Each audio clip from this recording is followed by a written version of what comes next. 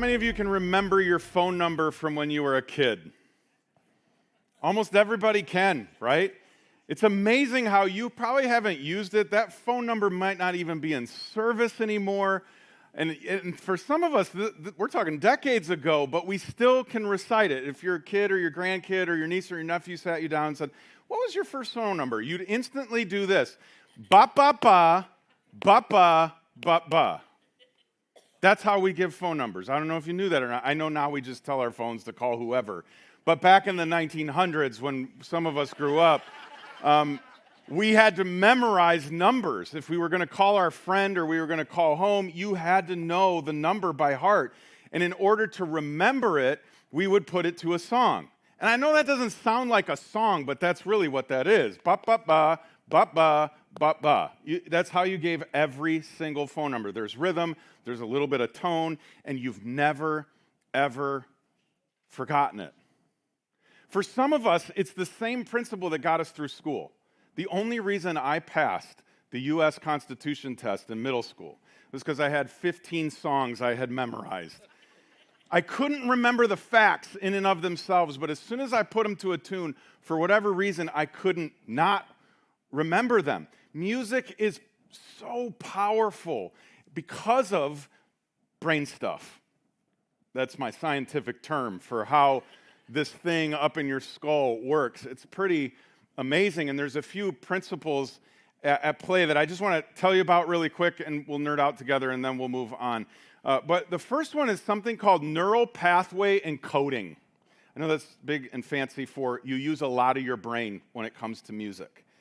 And because you use more of your brain, you're accessing more of its ability to hold on to information. So when you're trying to remember a fact, you're using one part of your brain, and sometimes when you're trying to remember a place, you're using another part of your brain, or when you're recollecting an emotion, that's another part of your brain. What's so unique about music is that rhythm and rhyme and sound and the words and the emotions that come with those are accessing all sorts of different parts of our brain at the same time.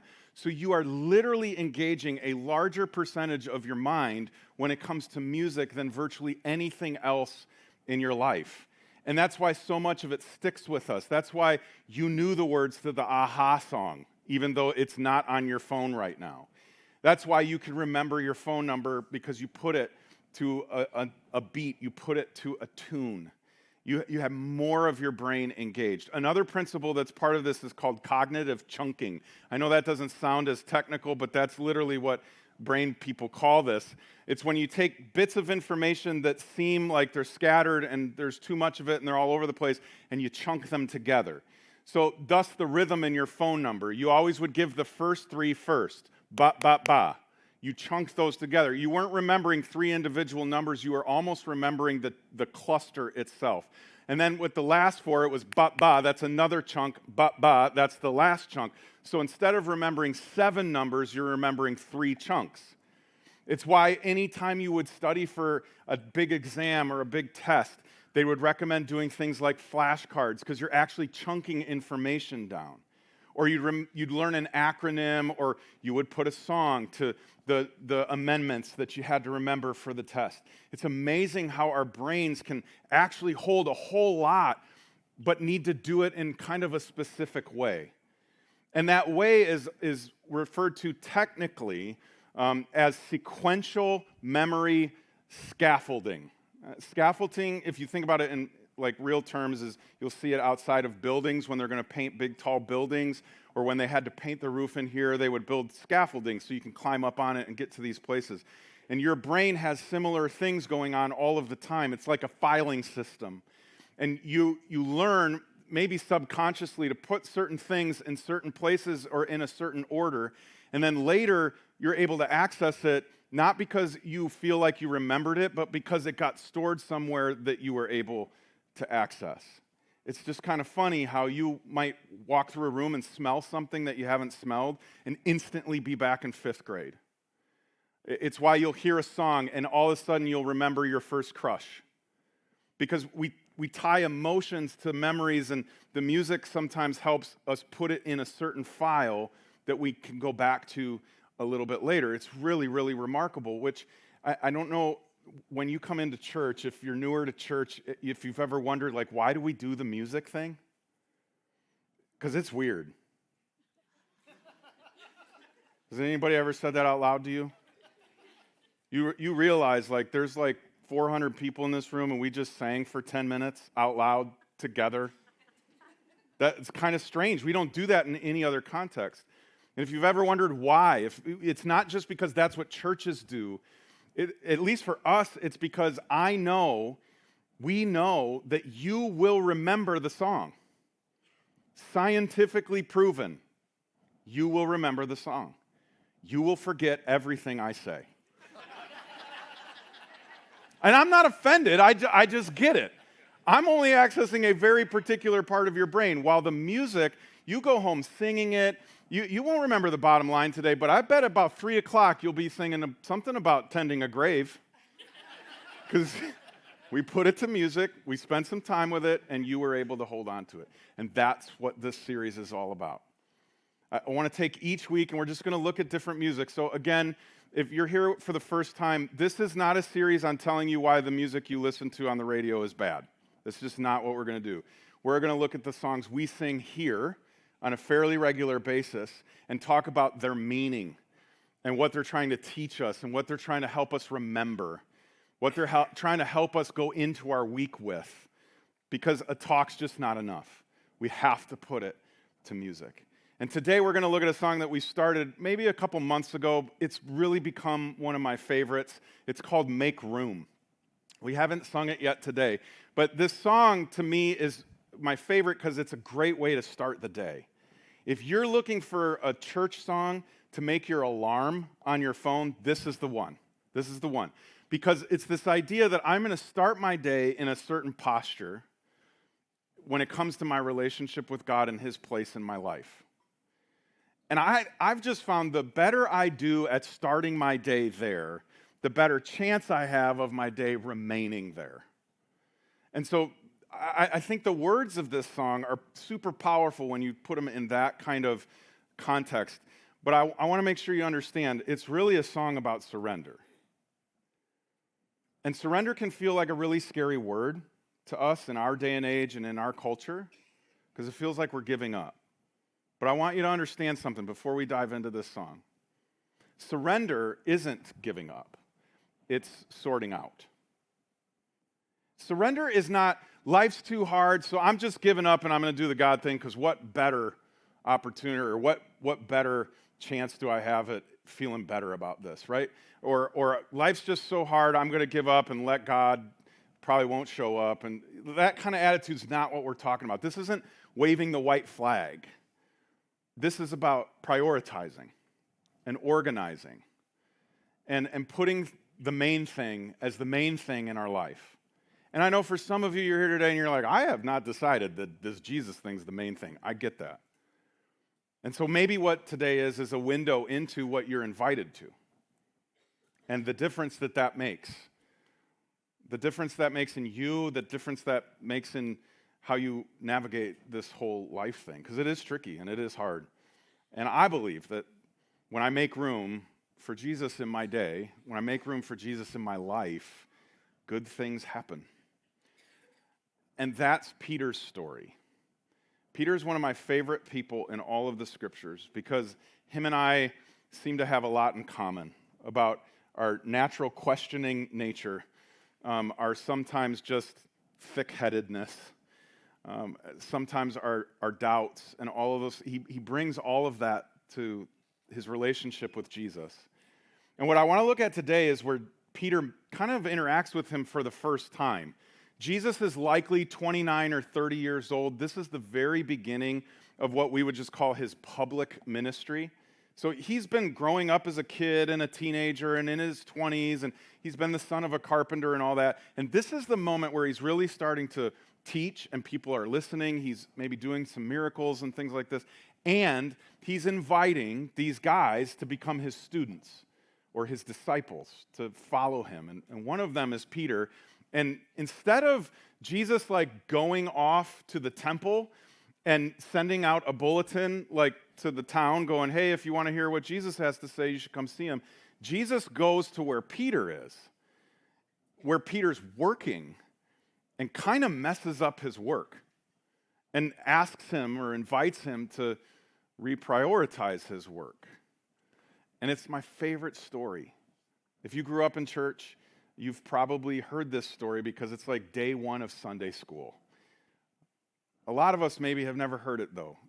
And I think if you and me could sit in it for just a couple minutes this morning, we might better understand the idea of making room for God in our life, because Peter would have to make room for Jesus and some. This is what we read in the Gospel of Luke.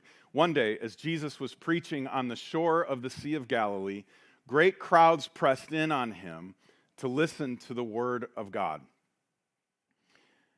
He noticed 2 empty boats at the water's edge, for the fishermen had left them and were washing their nets. Now, the fishermen mentioned here are Peter and his brother Andrew.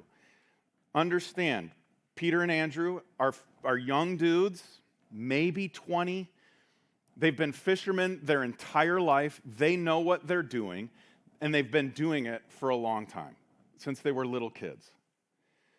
But what I want to focus on for a minute is this idea of this crowd that's crowding in around Jesus. There's no room for Jesus at this point. Literally none. There's just so many people there. And the thing that I forget often is that in the first century, there was no such thing as social media. There was no such thing as the evening news. They were barely starting to write things down on papyrus. Information was not readily accessible like it is today. So think about this. Nobody knew what Jesus looked like. It wasn't like there was a big, hey, come hear the newest, greatest speaker out on the shores of Galilee this weekend. And they could see what he looked like. So there's a crowd a lot like this one, and a lot of you have anxiety now, because that's a lot of people. And they're all walking around looking for Jesus. It's not like there's nice stadium seating in the back where everybody can see him. They're all milling around. And you know what they're probably doing? Are you Jesus? Oh, no. Are you? No? You must be Jesus. No. Where is Jesus? I heard he was here, but I don't know what he looks like. I don't know what he sounds like. I just know he says crazy stuff. And I heard he's been doing some crazy things. I kind of came, but there's such a crowd, nobody can find him, that he gets in these boats. And in a minute, he's going to push out into the shore so that he can be identified and he can teach. And before we get to that, I just want to think about this in my own life in this way. There's a crowd in my life too. And it's not really people. It's work. It's a calendar. It's my own insecurities and failures. It's my doubts. It's the lies that I believe and the stories that are rolling around in my head. It's the religion I grew up with. We've all got stuff that is crowding our life. And like it says in Luke's account, pressing in on us. And it can be really difficult, if we're being honest, to see Jesus in any of it. To find Jesus in any of that. And what I think we're going to find out is that in order to have room for Jesus, you're going to have to make room for Jesus. Because the crowd is not going to organize itself. And this is what we read happens next. Stepping into one of the boats, Jesus asked Simon, I love this, he's asking while he's stepping in. That's like my kids with the radio in the car. Hey, Dad, can I listen to the music? And it's already playing, right? He's already getting into the boat, and he says to Simon, who's Peter, his name hadn't changed yet, who owned the boat, he said to push it out into the water, so he sat in the boat and taught the crowds from there. If Peter were singing the song, and this moment is happening, this is the moment where Peter would say these words, I will make room for you. Because here's the thing. I'm not a fisherman, but I've been around some fishermen. They don't keep their boat very clean and orderly. There's stuff everywhere. And these fishermen in the first century didn't have the nice fiberglass compartments to put everything in. It was just a wood boat with all their stuff. So there's nets, there's tackle boxes, there's whatever the thing is where you put the fish in until you cut them, and then there's the guts all over the place. The boat's a mess. They've been out all night working. And so they're sitting here, and Peter's like, oh, you're getting in. Okay, let me literally make some room for you. So he's got to shove the net aside and sweep the guts off and do all the stuff that's going to just give Jesus the seat that he's looking for.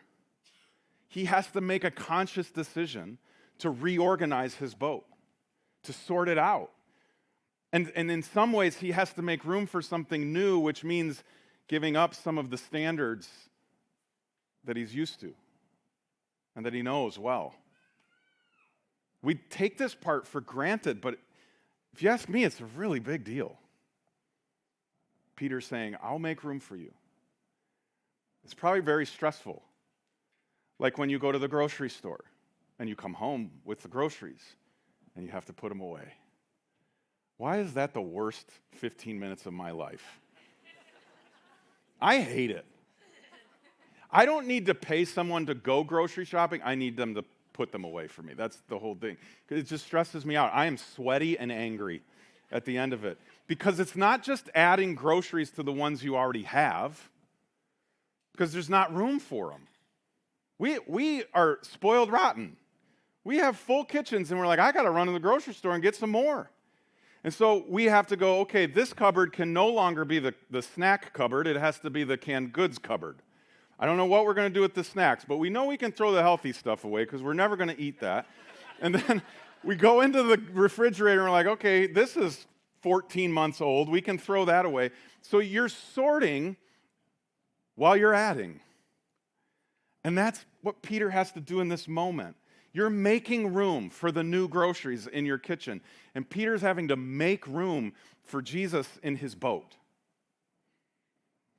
And you might not want to hear this, but you're going to have to make room in yours for Jesus too.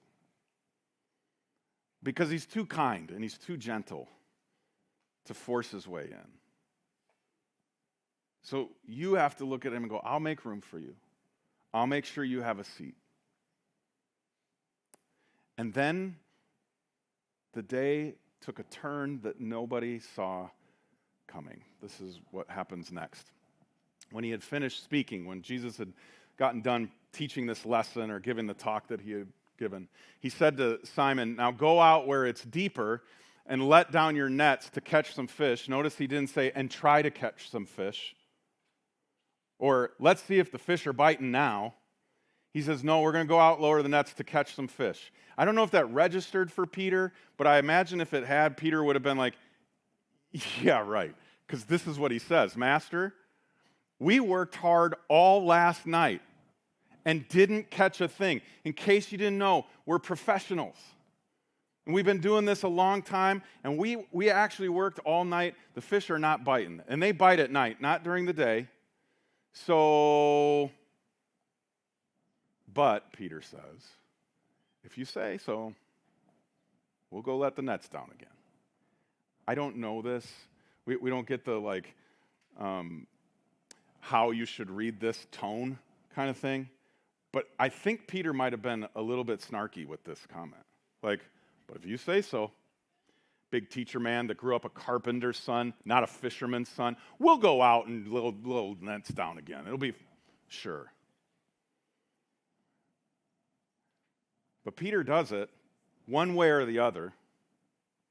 He does it. He says, we'll go lay our nets down. And I think that's a loaded little bit of action.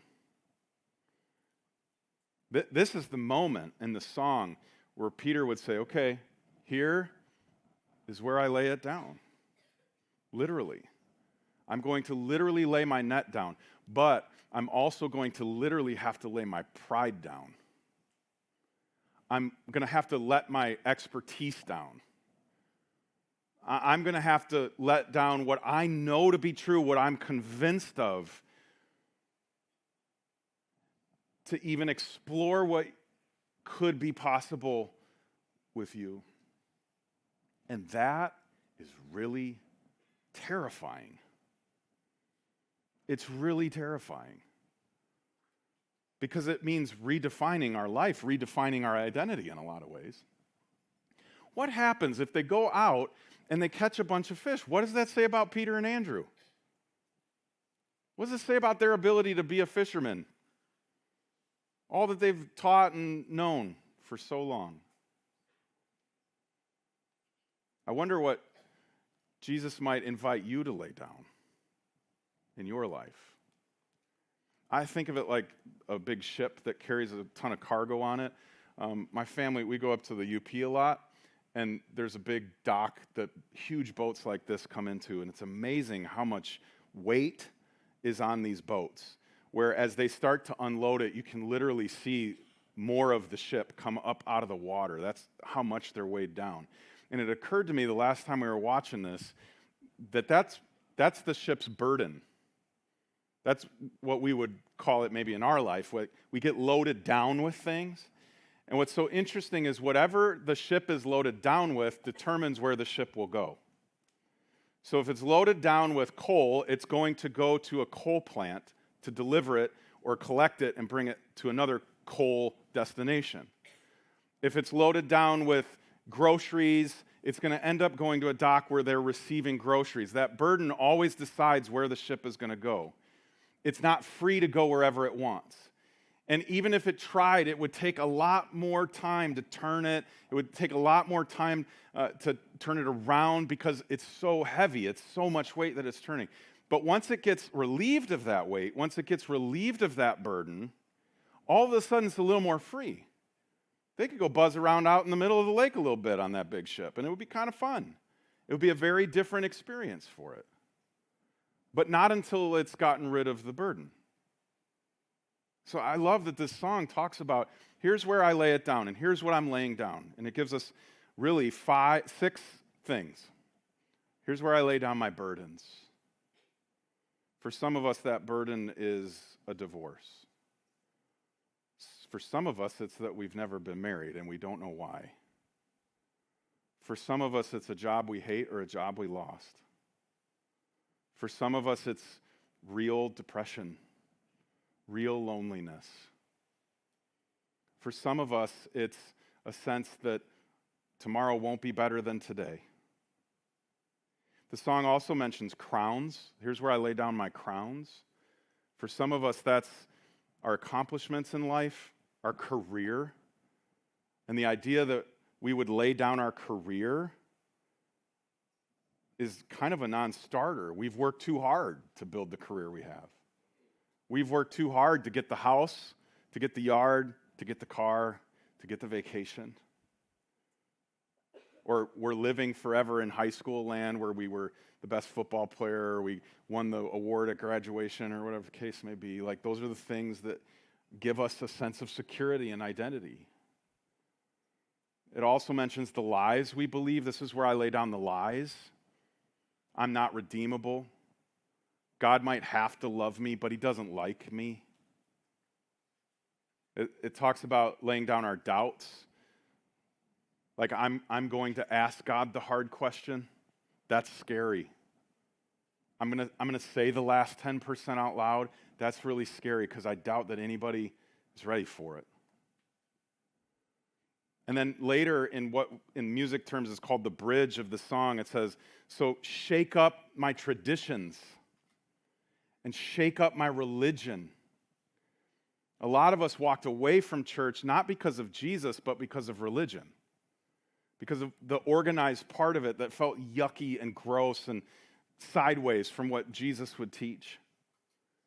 Or we have traditions about what church should look like and how it should feel and just the way that we would, like it to be, kinds of things. And so even though Peter is just laying down a net, we should not lose sight of he's laying down a whole lot more. When Jesus says, will you go put your nets out one more time, he's laying down what his daddy taught him. He's laying down what the experts have taught him about fishing. That's like tradition religion. He's laying down the burden of, I've got to feed a family, and going out and wasting time fishing again when I know there's not going to be anything there, when we have nets to wash. That's not smart. Good use of time. There's the He's got to lay down that pride. I already mentioned that, but he should know better than Jesus, right? But Peter says, here's where I lay it down. And in a sense, gives Jesus the helm of the boat, the steering wheel. And if Peter were singing this song, he'd say, here's where I lay all of that down so that you can do whatever you want to. See, like, Peter's not wanting to do this, but he's willing to go, I'm going to make room in my boat for you, and we're going to go do what you want to do, not what I think we should do or what I want to do. Again, I'm not standing here saying this is easy. I'm not standing here saying this is fun. It is hard, and it's scary. What Peter did, we read this so quickly, I don't think we understand the weight of it. But he decided. He made the decision. Not to see what room was left. Not to find room for Jesus, but make room for Jesus. And everybody on the crowd and all the, John and James are just down the dock. They've been fishing all night too, going, what are they doing? Going back out here. And then this happens. Changes their tune real quick. And this time, their nets were so full of fish, they began to tear. Have you ever tried to rip a fishing net? Not easy. Soon, both boats were filled with fish and on the verge of sinking. This is every fisherman's dream story. They're literally jumping in the boat. Can you imagine if you came home from a fishing trip and everybody was like, how was it? And you were like, we sank the boat with fish. It was amazing. This is like the craziest thing ever. The same spot where they didn't catch a thing, now they can't not catch a thing. And Peter's response is probably how I would have responded too. When he realized what had happened, he fell to his knees before Jesus and said, "Oh Lord, please leave me. I'm a sinful man." The only rational explanation in Peter's mind is, I'm not dealing with just some person. I am dealing with God himself. And I should not be in the presence of God. In some ways, he would go, God does not want room with me. But Jesus does not give the thumbs up to that sentiment at all. But this is what we read, why Peter says that. He was awestruck by the number of fish they had caught, as were the others with him. I think the awestruck moment, the moment where Peter's going, I can't even be in the same boat as you. I thought I knew everything about fishing. You just proved me wrong. When I thought there was no way, you proved there was a way. Which means, and what Peter had to acknowledge, and what's so difficult for me to acknowledge, and I'm guessing you too, is we have to look at Jesus and go, your way is better. It's not the way I would have gone. It's not the thing I would have done. It's not the plan I would have drawn up. In fact, everything in me would think the opposite of what you were telling me to do. But at the end of the day, what I know now is that your way is better because I have more fish than I know what to do with. My way got me zero. And here's what's so fascinating to me. Peter not only had to make room for Jesus in his boat, but he had to make room for everything Jesus was bringing with him into his boat, namely a ton of fish. And I'm not telling you, because I'm not this way, I'm not telling you, hey, if you believe in Jesus, you'll probably win the lottery tomorrow. Just remember to give 10% to your local church. This is not us, not me, okay? This is not health and wealth. This is not prosperity. But I do believe when you make room for Jesus in your life, he's bringing stuff with him. Now, some of it might be scary. Some of it might be difficult. But you never have to face any of that without him in the boat. You never have to navigate any of that without the King of Kings in the boat with you. And him going, I brought this. I can handle this. You made room for this. There's room for this. And then what happens next is just so astounding to me. The switch that seems to have flipped for these guys in no amount of time. His partners, James and John, these become disciples as well, the guys down the dock a little bit. The sons of Zebedee were also amazed. Jesus replied to Simon, don't be afraid. This is the most repeated phrase from Jesus because he knows you. He certainly knows me. Laying down my burdens, laying down my crowns, laying down the lies and the doubts and my religion and my traditions and all that stuff to follow him, that is terrifying to me. So over and over again, Jesus says, don't be afraid. And then he says, from now on, you'll be fishing for people. Now, because I feel like I know Peter so well, I'm pretty sure I know how he responded here. What does that mean? Fishing for people? Essentially, Jesus is saying, I am going to repurpose your life. And all that you thought that makes you you, all that you thought that was for, is for more. And because you've made room for me in your life, I'm going to change your life. And then we read this. And as soon as they landed, as soon as the boat got back, they left everything and followed Jesus. Here's what's everything, what they had laid down. They didn't pick that back up. It wasn't like Peter went, oh, before we go, Jesus, let me get my net, let me get my tackle box, let me get the map of the lake, let me get this stuff, just in case. No, Jesus says, no, you can leave your burdens there. And your crown's there, and the lies there, and the doubts there, and all the traditions and religions that you grew up with. You can leave that there and follow me. Now, I used to stand here and say things like, think of your life as a river. And a lot of us get into the river, and we're trying to fight our own way, and we're fighting against the current. And what Jesus invites you to do is just lean back and let the current take you, and it will be amazing, and it'll feel like peace. And to a degree, I still believe that. But I was on a river once, and I let the current take me, and it felt a little more like this. And I love you too much to con you into following Jesus because it'll feel like the lazy river at your local indoor water park. Because if you read about the rest of Peter's life, and Andrew's life, and James' life, and John's life, it's whitewater rafting.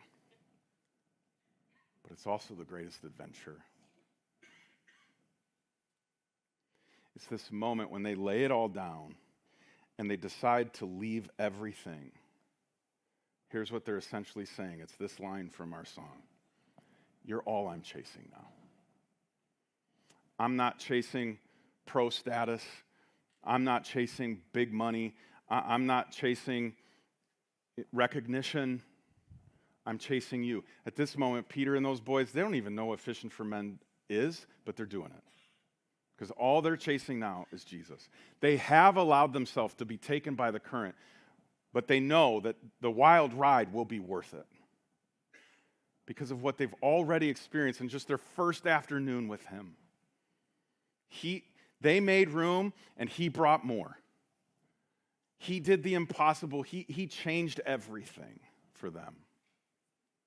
And I believe the same's true, and the same is available for you.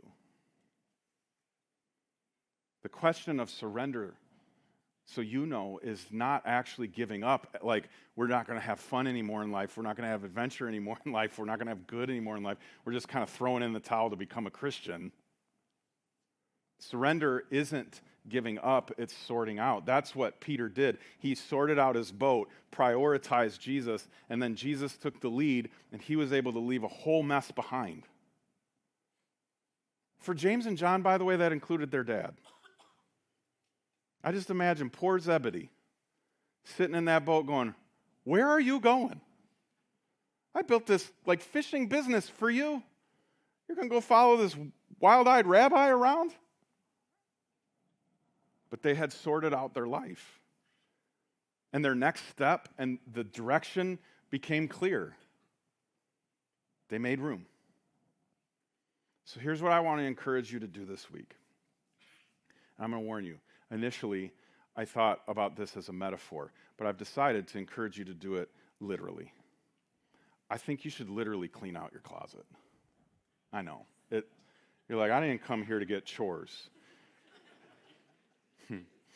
But I found for me, when I do things physically with a purpose, spiritually, it just happens easier. And so as you're cleaning out your closet, I think you should do it. I think it's Marie Kondo. Is that Marie? Something like that. This was big a few weeks ago, it seems. It was probably years ago. There's a cleaning method, an organizing method, where you literally take everything out of your closet and you put it on the bed. And then you spend time sorting it out. This is something I don't wear anymore. This is something that doesn't fit anymore. I didn't even take the tags off of this. And you get it down to just a few things. And in essence, what you're doing is you start with this step of, I'm taking everything out. I'm making room. And as you do that, I hope you'll go, Jesus, this is a small exercise in making room, but in my life, I want to make room for you. And then you go to your clothes and you start sorting them out and you're going, okay, my job, my marriage, my kids. And it's not that you're going to throw those things out. If you watch them do this, half the time they put most of it back in, but it's been sorted and prioritized. And we know what's most important when we do it. So a couple questions you might wrestle with as you're doing this. And if you just want to make it your junk drawer, that's totally cool. You can make it your junk drawer. The closet's too much, I know. You don't know what's living in the back of that. That's okay. But find something to sort out and make that I'm going to do this physically, but spiritually this is about something else. And ask yourself these questions. Where is life crowded? And I don't mean where do I have too many people in my life? Although people could be part of it. But do I have any space on my calendar? Am I so hung up with who I was? Am I so hung up on where I've failed? And I'm just carrying around those burdens and it's just too much. I don't have space for anything else. That takes up all of my thinking and all of my emotions and all of that. Where is your life crowded? Or if Jesus were going to be in that neck of the woods for you, it would require making room for him. And then ask yourself, how can I make room? What does it look like for me to invite Jesus into this boat? You might have to shove some things out of the way. You may decide to throw some things out. Not because you're being crazy or irresponsible, but because you're sorting your life and deciding what's most important. And don't forget to ask yourself ahead of time, what will hold me back? What are the burdens I'm carrying? What is the thing that makes me feel secure and is my identity that I would have a hard time letting go of? What lies do I believe? What doubts do I have? How has my growing up religion, maybe, for some of us, prevented us from experiencing this Jesus thing legitimately? What traditions are going to hold me back? The noise that I hear in my head of my parents? What does it look like for us to make room by laying those things down, surrendering them, not like giving up, but I'm just sorting out and I'm prioritizing. Surrender isn't giving up, it's sorting out. And so the way that we're going to end our time today is we're going to sing the song. And here's what I hope you'll do different than normal. I hope you'll actually think about the words while you sing them.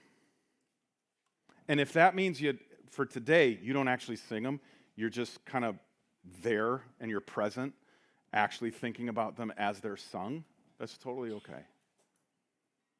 But I hope as we sing them, you'll think more about Peter in this moment where he literally made room in his life and wonder, what does it look like for me to make room in my life? Because I recognize that his way is better than mine. My way has gotten me 0. It got Peter 0. His way was totally different. And so I want to pray for us before we sing it. And then when the band comes out and we start, if you'll just stand and sing with us. Heavenly Father,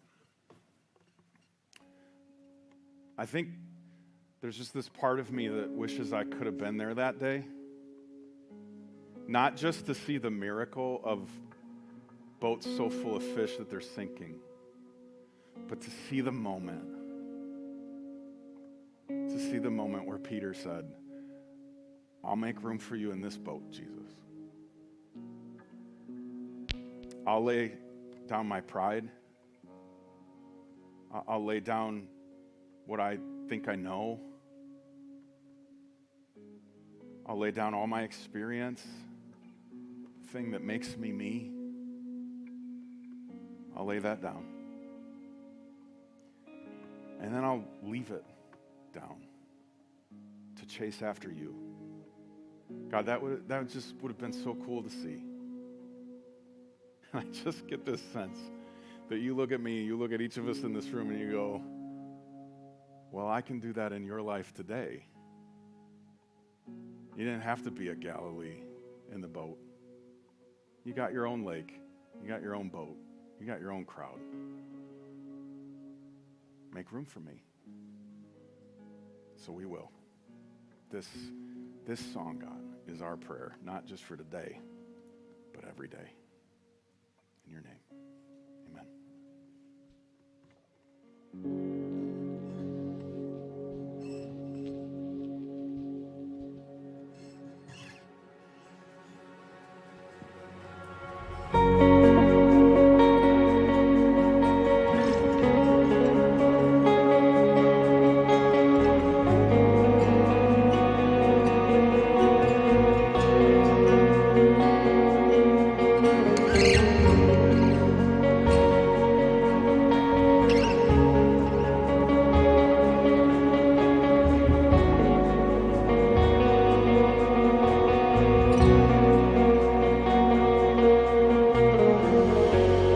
Here is where I lay it down, every burden.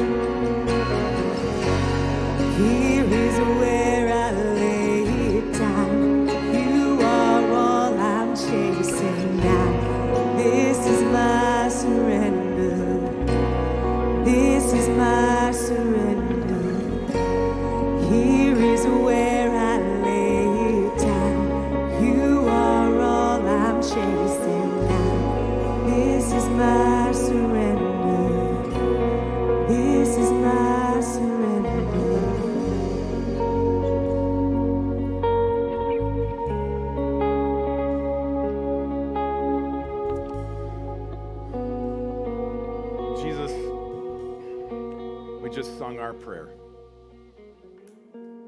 And this is our surrender. So, in the days ahead, help us to keep you first. Make sure you have the room to do whatever you want to in our lives. We love you. Amen.